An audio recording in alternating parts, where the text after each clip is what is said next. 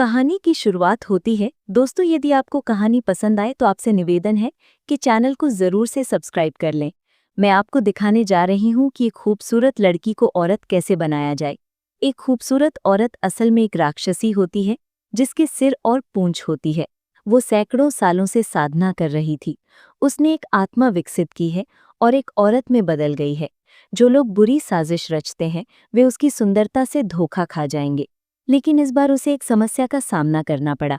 जब वो इवान की ओर जा रही थी तो डिब्बे पर लगे जाल से कुछ रस्सियां निकली। उसने राक्षस को डिब्बे में फंसा लिया।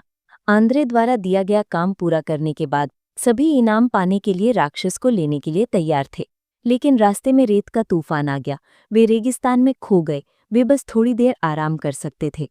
रात में जब सभी आराम करने के लिए तैयार थे, इवान ने अचानक एक चीख सुनी। वो आवाज का पीछा करते हुए और डिब्बे के किनारे चला गया। चीख अंदर से आई। एवन ने तुरंत डिब्बा खोला। नतीजतन राक्षस एक खूबसूरत औरत में बदल गई। एवन ने देखा कि वो औरत दयनीय लग रही थी। वो उसे बाहर ले जाने ही वाला था, लेकिन उसे चुड़ैल लिसा ने पा लिया। उसने जल्दी से बक्सा बंद कर दिया और इवान को अंदर बंद कर दिया। इस तरह से चुड़ैल लिसा और उसके अनुयायी बक्सा लेकर शहर वापस भागे। कुछ दिन बक्से में बिताने के बाद इवान को उस औरत से प्यार हो गया। कुछ दिनों बाद वे आखिरकार कीमियागर के घर लौट आए।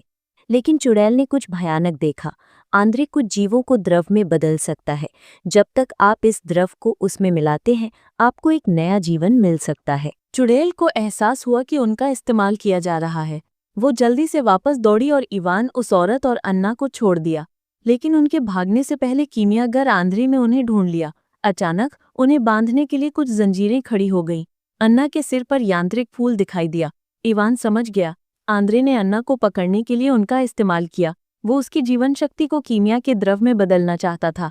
इवान अन्ना का हाथ पकड़ना चाहता था, लेकिन बहुत देर हो चुकी थी। ऐना उस जानवर में बदल गई और आंगन से भाग गई। इवान, चुड़ैल और ऐना भी भाग गए, लेकिन आंद्रे ने उन्हें भागने नहीं दिया। उसने तंत्र को नियंत्रित किया। एक विशाल कछुआ बाहर निकला शहर से। वो तीनों लोगों का पूरा रास्ता पीछा करता रहा। चुड़ैल उसे रोकना चाहती थी, लेकिन वो यांत्रिक फूल में खो गया था। वो बूढ़ा हो गया। दशकों तक उसकी जिंदगी चली गई। जब वे आपस में उलझे तो इवान को भी एक मौका मिल गया। उसने अपनी पूरी ताकत लगा दी। योद्धा के उपनाम ने उसे एक बार फिर ताकत दी। उसने इस यांत्रिक कछुए को नीचे खींच लिया। क्रोधित आंद्रे ने मशीन के पंख लगा दिया और उड़ना चाहता था, लेकिन वो कीमिया डालना भूल गया। वो कछुए से निकले तरल में गिर गया। शरीर तुरंत काले तरल में बदल गया। इवान ने अपनी पूरी ताकत लगा दी। उसकी सांस फूल गई। तभी आना प्रकट हुई। उसने इवान को जमीन पर देखा। उसने उदास होकर नीले तरल की एक बूंद छोड़ी। वो तरल इवान की आंखों पर टपका। अचानक इवान जाग गया। उसकी आंखें भी ठीक हो गई।